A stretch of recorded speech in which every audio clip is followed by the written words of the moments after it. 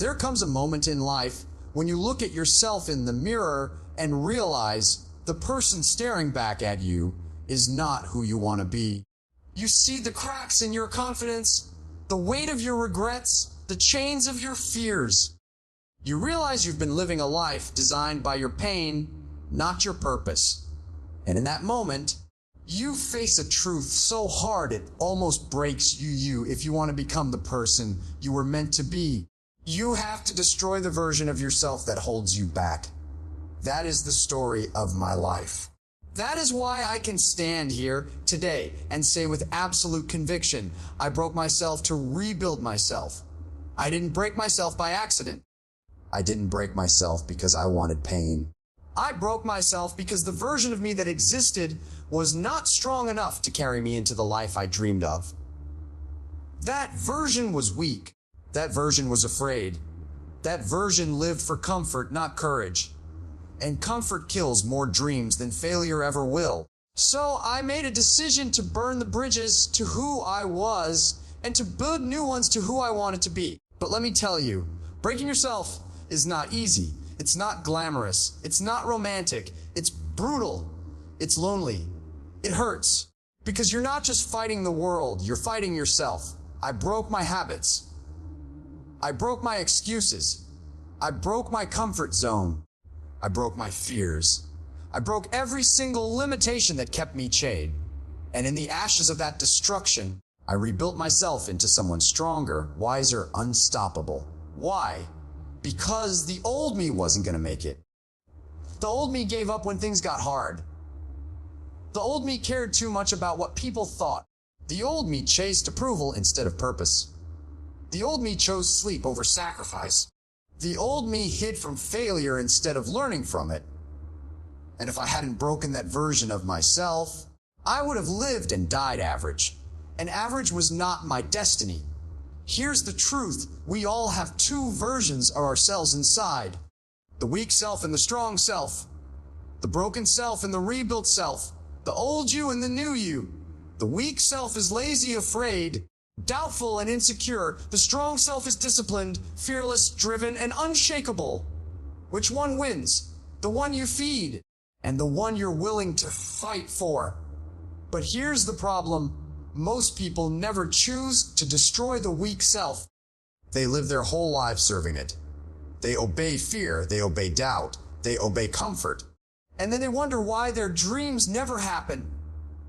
If you want to rise, if you want to transform, if you want to live your calling, you must break yourself. Break the lies. Break the chains. Break the identity that no longer serves you. Let me take you deeper. When I say I broke myself, I don't mean I destroyed my spirit. I mean, I destroyed the illusions that held me back. I destroyed the mindset that said, I can't. I destroyed the inner voice that told me to quit. I destroyed the habits that kept me small. And here's the painful part. Breaking yourself feels like dying. Because a part of you is dying. The insecure you, the weak you, the complacency you, the excuse making is you. That version must be buried so the new one can be born. Think of it like this. A seed must break to become a tree. A caterpillar must destroy its old form to become a butterfly.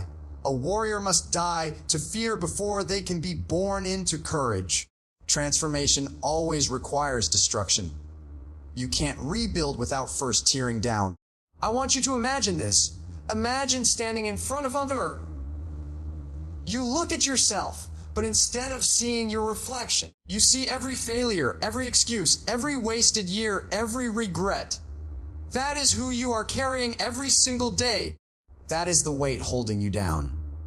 Now imagine smashing that mirror, shattering that image into 1,000 pieces. That is the moment you break yourself. That is the moment you say, enough. This version of me is done. It's time for rebirth. That's what I did. And it hurt. It hurt because destruction always does. But you know what hurts worse? Staying the same. Waking up 10 years from now, still being the same person you swore you'd never be. So how do you rebuild? Step 1. Rebuild your mind. Your mind is the foundation of everything. If you think weak, you live weak. If you think small, you live small. So I rebuilt my thoughts. Every morning, I fed my brain with growth. I read, I listened, I studied. I rewired my thinking until I could no longer recognize the old patterns. Step 2, rebuild your habits. Your habits are the bricks of your life. Each choice builds who you are. I broke the habits that kept me average. Sleeping in, wasting time, chasing distractions. I rebuilt with discipline, waking early, training hard, working with focus, pushing myself every single day. Step 3, rebuild your environment. I cut off the voices that held me back. I broke the relationships that were poisoning me. I surrounded myself with warriors, with builders, with dreamers. Because you cannot rebuild yourself in the same environment that broke you. Step 4, rebuild your identity. I stopped telling myself the story of weakness.